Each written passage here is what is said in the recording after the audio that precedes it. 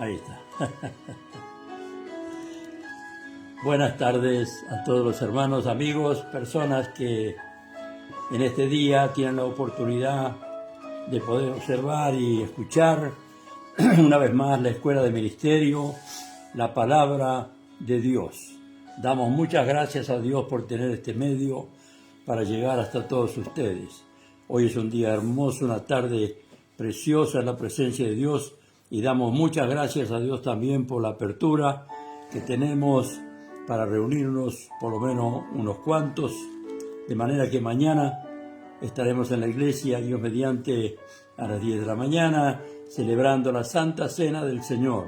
Y de esa manera poder encontrarnos, por lo menos con algunos, y pasar juntos ese momento tan especial provisto por Dios. Las reuniones no la inventó el hombre, los cultos, la iglesia no la inventó el hombre, lo inventó el Señor. Y en cada reunión es donde nos alimentamos, donde recibimos la palabra de Dios, donde podemos experimentar y practicar la doctrina cristiana de amarnos unos a otros, orar unos por los otros, ayudarnos unos a otros y estar la mayor parte del tiempo posible en la iglesia reunidos, cosa que en los últimos tiempos las actividades, el correr de aquí para allá nos ha robado mucho tiempo y apenas tenemos un escaso tiempo para estar en los cultos y eso nos ha jugado en contra. Ahora, después de esta pandemia, de esta experiencia, nos da ganas de pasar más tiempo con los hermanos en la iglesia. Y ojalá que el Espíritu Santo nos ayude para darnos cuenta que necesitamos dedicarle tiempo al Señor. Tiempo, no solamente 2 horas, un día domingo, sino que podamos pasar un día entero en la presencia de Dios, orando, ayunando, como hacían los primeros cristianos allá, como aquella mujer llamada Ana, la profetisa, en capítulo 4 de San Lucas, capítulo 2 de San Lucas. Ahí aparece esa mujer, dice que permanentemente, de día y de noche, no se apartaba del templo, con ayunos y oraciones. Y cuando apareció María con el niño, la mujer hablaba a todo el mundo acerca del niño. Les predicaba, ese niño que está en los brazos de esa mujer, ese niño es el Mesías, el Hijo del Dios viviente. ¿Por qué esta mujer podía profetizar así? Porque dedicaba tiempo para estar en la presencia de Dios. Y ojalá el Señor nos ayude. Usted sabe que el Señor tomó la iniciativa desde un principio de encontrarse con el hombre.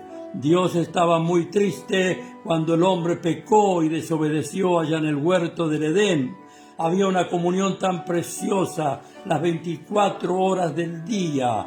El Señor se paseaba en el aire del huerto y allí tenía comunión con Adán y Eva y había un ambiente de gozo, de paz, de felicidad. Pero el hombre de repente prestó oído al enemigo, prestó oído a la tentación del diablo, que le dijo que iba a ser igual que Dios. Y esa tentación continúa hasta el día de hoy. Hay mucha gente que pretende ser igual que Dios. El orgullo humano lo lleva a querer ser Dios. Y qué tremendo, el Señor le había advertido al hombre, como nos advierte a nosotros. El día que coma de ese árbol, el día que escuchen la tentación y cedan a la tentación, entonces morirán. Y realmente con dolor el Señor tuvo que echarlos del huerto. Los echó y ahí se cortó la comunión de Dios con el hombre. De ahí en adelante el Señor buscó siempre la manera de estar en comunión con el hombre. No se conformaba con estar fuera, con estar lejos. Él quería estar cerca y Él se manifestó de distintas maneras. En el principio se manifestó el Señor a través del altar. Dice que Abraham hizo altares al Señor y allí se manifestaba el Señor y allí Abraham se presentaba con sus ofrendas, con su sacrificio y adoraba a Dios en el altar. Luego Jacob, Isaac y Jacob lo mismo. Ahí hay unos versículos en Génesis capítulo 46 donde dice que Jacob se encontró con un momento difícil de tomar una decisión. Y era cuando su hijo José lo llamaba desde Egipto para que fuera. Y usted sabe que el mandato supremo que tenían Abraham, Isaac y Jacob era no volver a Egipto, sino que permanecer ahí. Ahora se le presenta a Jacob la oportunidad de volver porque su hijo estaba allá en Egipto. ¿Y qué hizo Jacob antes de viajar? Antes de cargar todas las cosas, los muebles y todo, para irse a Egipto, pasó por un lugar llamado Berseba, un lugar donde antes había visto al Señor y había hecho un altar. Y dice la Escritura, en capítulo 46 de Génesis, salió Israel con todo lo que tenía y vino a Berseba y ofreció sacrificio al Dios de su padre Isaac. Y habló Dios a Israel en visión de noche y le dijo: Jacob, Jacob. Y él respondió: heme aquí. Y dijo: yo soy el Dios de tu padre. No temas de descender a Egipto, porque allí yo haré de ti una nación grande. Yo descenderé contigo a Egipto, y yo también te haré volver, y la mano de José cerrará tus ojos. ¡Qué confirmación tan fuerte recibió Jacob en este altar, ahí en la presencia de Dios! Allí recibimos confirmación. Jacob estaba en duda. ¿Qué hago? Tengo que ir a ese lugar. Señor, por favor. Y ahí el Señor se manifiesta y le dice: no temas descender a Egipto. Yo iré contigo. ¡Qué maravilla! Yo iré contigo, Jacob, y allí te haré una nación grande y fuerte, y José cerrará tus ojos. Hay una respuesta de Dios en cada uno de esos lugares que Dios había escogido para manifestarse, para manifestar su gloria. Y luego más adelante encontramos también que Abraham, ya el primer patriarca, hizo altares y ahí se manifestó el Señor. Luego de los altares, Dios trató con Moisés en el desierto. Y en el desierto estaba todo el pueblo de Israel ahí en sus carpas. Ahí estaban diseminados. Y Dios dijo: quiero ir a vivir con ustedes. Quiero estar con ustedes. Así que Moisés, prepárame un tabernáculo, un santuario, como yo te ordeno, y ahí voy a vivir con ustedes. Y ahí voy a manifestar mi gloria. Y dice la Escritura acerca del tabernáculo que hizo Moisés, ahí en Éxodo 25:8, allí dice que recibió la orden de parte de Dios de edificar ese tabernáculo donde él iba a vivir.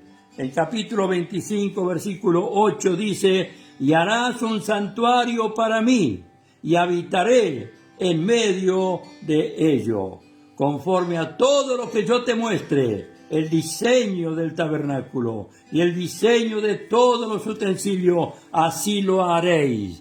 El Señor le dio el plano a Moisés para que hiciera la casa donde él iba a vivir. Dios no puede vivir en cualquier casa, tiene que ser una casa de acuerdo a su voluntad. Y vemos que Moisés se preocupó e hizo exactamente como Dios le ordenó. Hermanos y amigos, cuando hacemos las cosas exactamente como Dios manda, la gloria de Dios se manifiesta. El amor de Dios, el poder de Dios, la orientación de Dios se manifiesta en nuestras vidas. Y ahí estaba Moisés preocupado para que todos los detalles que él había visto, todos los muebles y las cosas que había dentro debían ser hechas. Y había un amoblamiento especial. Estaba el candelabro donde el tabernáculo era iluminado, estaba la mesa de los panes de la propiciación y estaba lo más importante, que era el arca del pacto, figura de Jesucristo. Todo ese tabernáculo y lo que Dios ordenó estaba hablando ya de la próxima venida de Cristo. Estaba lejos todavía, pero ya el Señor a través de símbolos y de tipología está mostrando a Jesucristo, especialmente en el arca del pacto, en esa arca que era hecha de madera de acacia y revestida en oro, figura de la divinidad de Jesús y de la humanidad de Jesús. La madera de acacia es un árbol solitario que crece en el desierto, en tierra seca. Ahí crece ese árbol de acacia solitario, y esa madera de acacia sirvió para hacer el arca del pacto, figura de la humanidad de Jesús. Dice que le veremos más inatractivo para desearle, despreciado y desechado entre los hombres, varón de dolores. Así este árbol estaba despreciado y desechado, pero Dios lo utilizó para hacer el arca, y allí esa arca de madera fue revestida en oro. Así Jesucristo cuando vino, Él vino como hombre, pero revestido en oro. También tenía la divinidad en su vida. Era hombre y era Dios con nosotros. Qué hermosa figura había ya en el tabernáculo, y especialmente el arca del pacto. Y esa arca tenía una tapa que se llamaba el propiciatorio. Y ahí venía el sacerdote y ponía sangre del corderito inocente que había muerto por el pecador, y esa sangre redimía al pecador. Y dice la palabra que el Señor dijo: desde ahí, desde ese lugar, hablaré contigo, Moisés. Y qué maravilla, ahí Moisés venía en los momentos difíciles, y ahí el Señor le hablaba y le daba las órdenes y le daba los mandamientos. Y algo importante había en esa arca, figura de Cristo. Adentro del arca había 3 cosas: una porción de maná que había recibido Israel en el desierto, estaba la vara de Aarón que reverdeció, y estaba el libro de la ley. 3 cosas que simbolizan, hermano, el alimento que hay en Cristo, la vida que hay en Cristo y la palabra eterna de Dios que encontramos en Cristo Jesús. Estos elementos eran ordenados por Dios porque Dios quería ir a vivir ahí junto a su pueblo.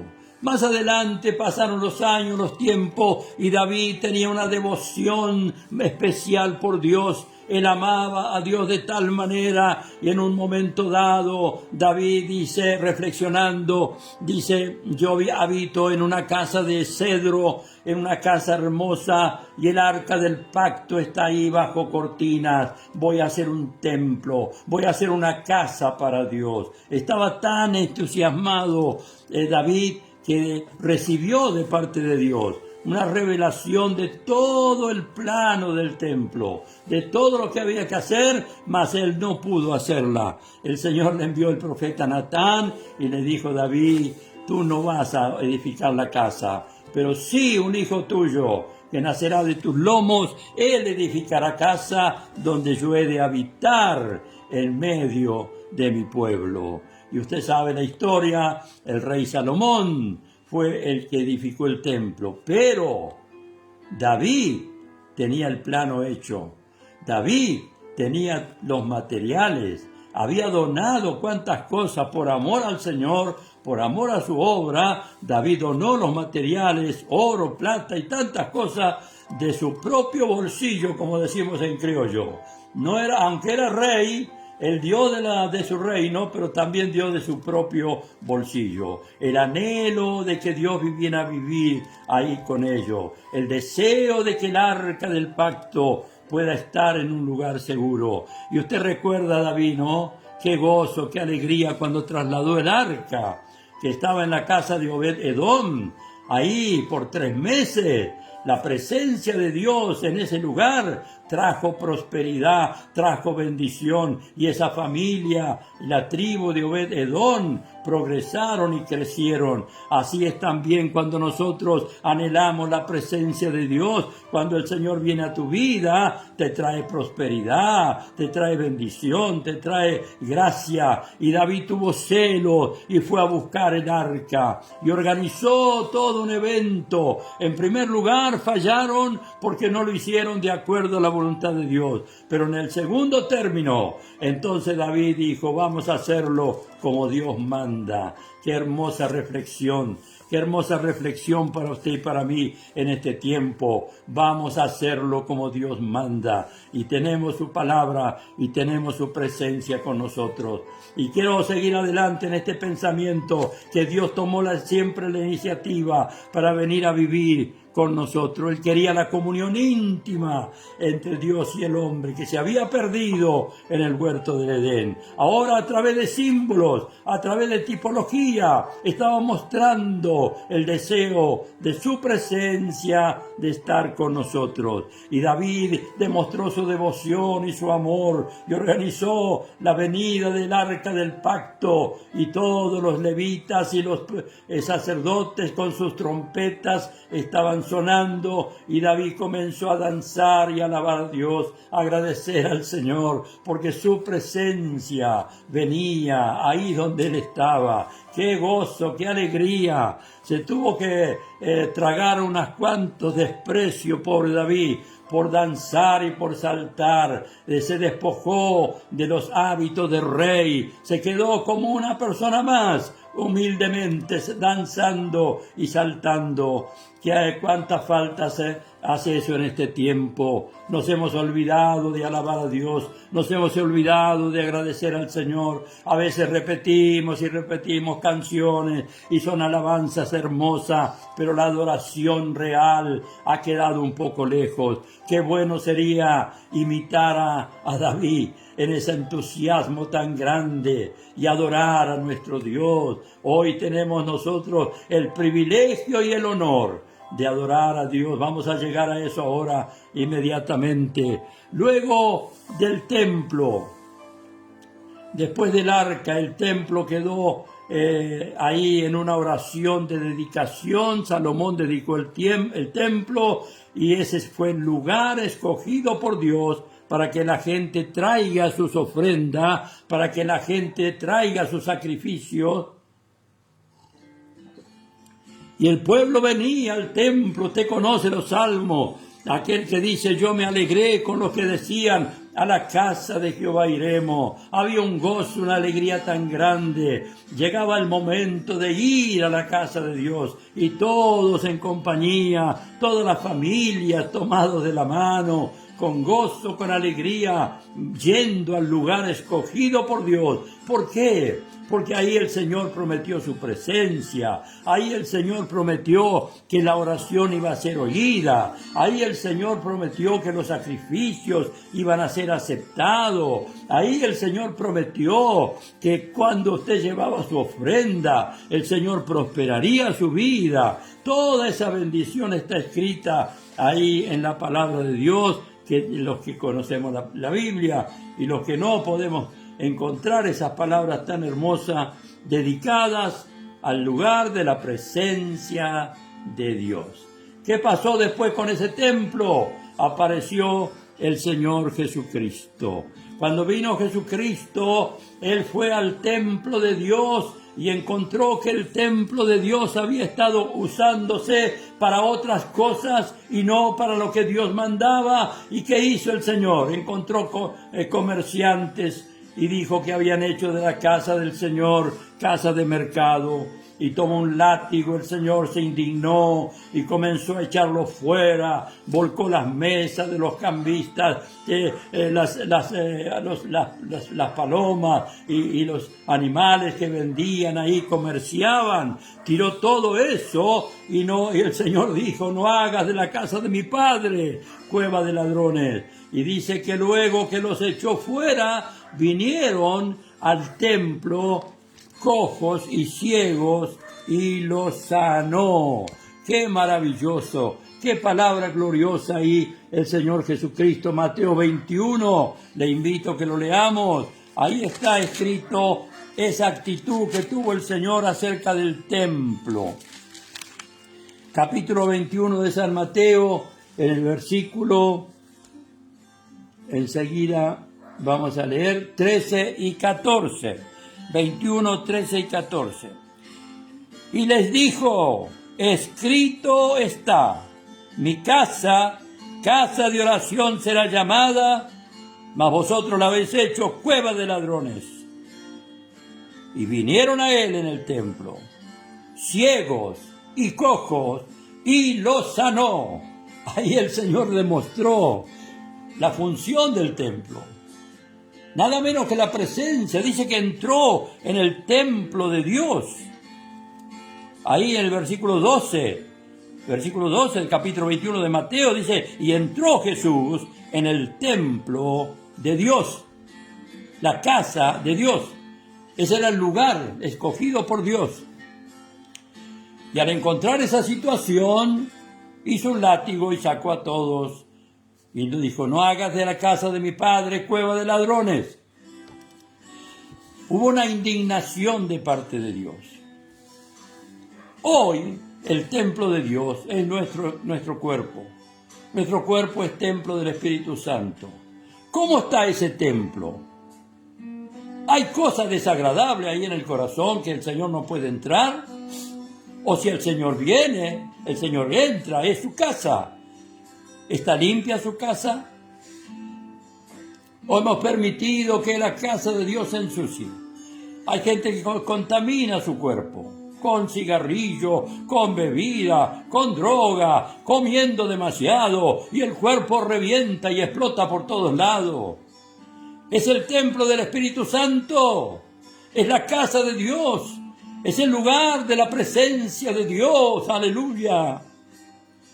Y ese lugar debe estar limpio, no contaminado, limpio, para que fluya el Espíritu Santo, para que fluyan los dones del Espíritu Santo. ¡Qué maravilla, hermanos!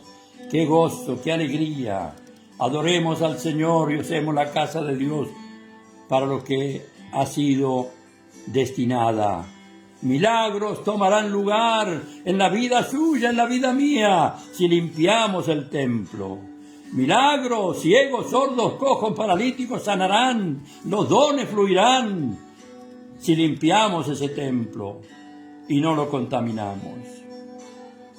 Jesucristo fue el templo por excelencia. Ya no estaba más ahora el templo. Cuando le mostraron a Jesús las piedras, mira, Señor, qué templo, mira qué piedra, el Señor dijo, destruid este templo y en 3 días lo edificaré. Estaba hablando de su propio cuerpo, que iba a ser crucificado, iba a ser entregado para transformarse en el verdadero templo de Dios. Dios comenzó a manifestarse en su Hijo Jesucristo.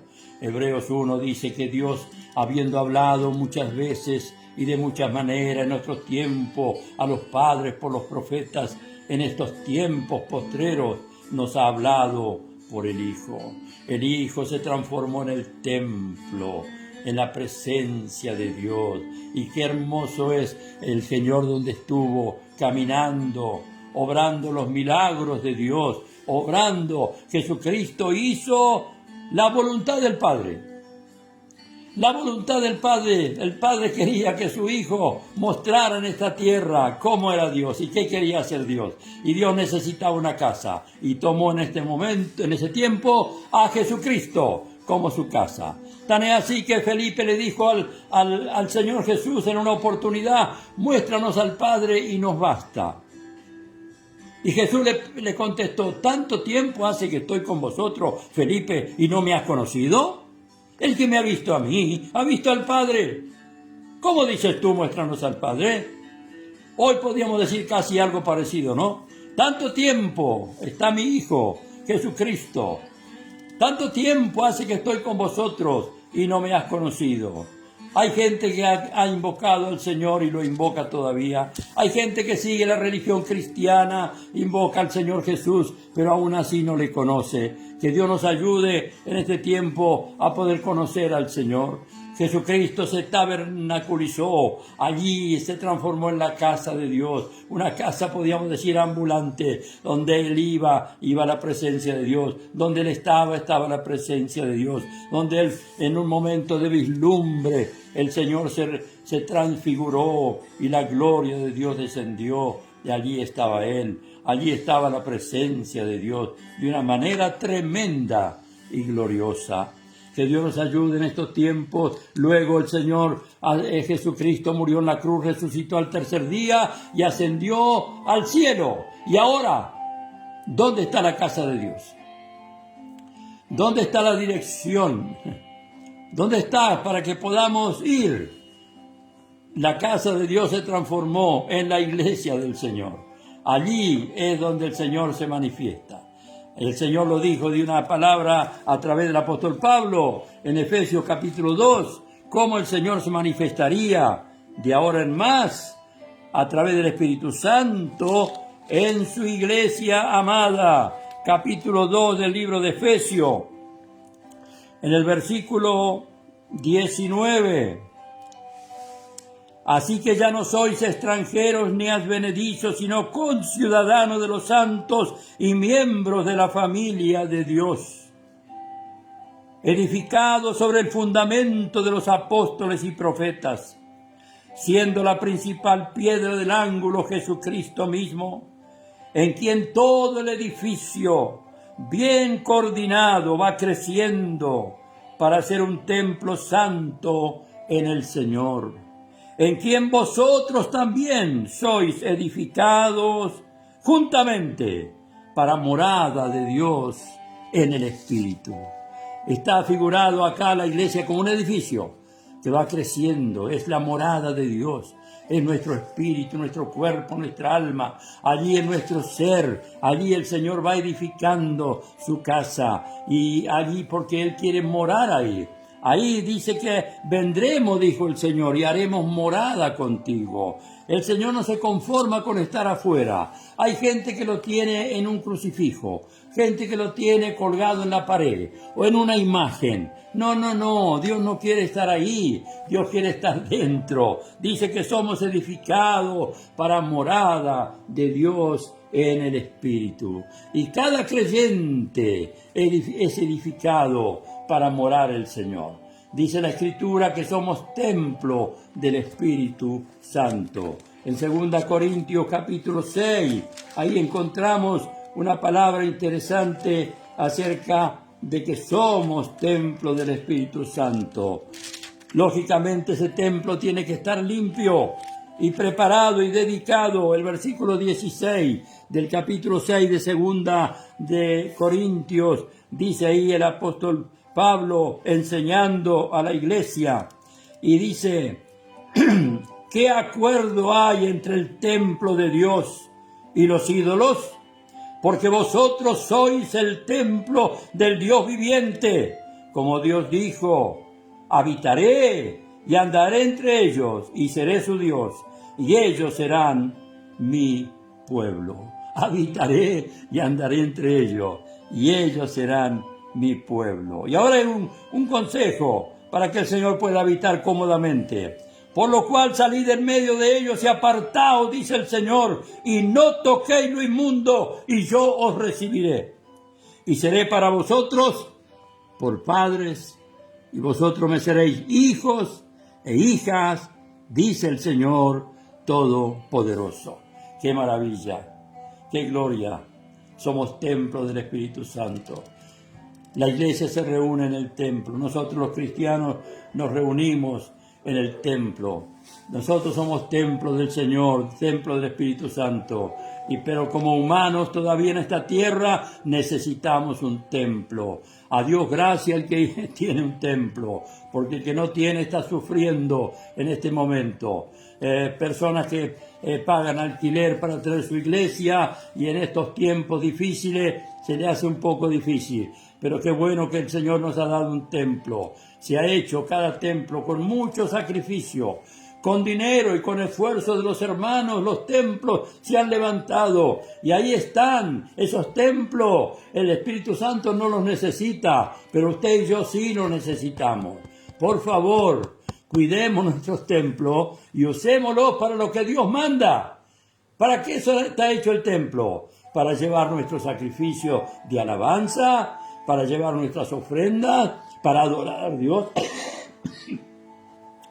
para tener un hogar espiritual donde poder ir y estar como en nuestra casa y dedicarle al Señor tiempo en ese lugar. Que no lo usemos al templo de paso nomás, que no pasemos corriendo y tengamos ahí un culto rápido y desaparecemos. No creo que podamos de esa manera agradar mucho al Señor. Necesitamos dedicarle tiempo, poder estar más tiempo con el Señor, pero no estar por estar. No sentados tomando mate.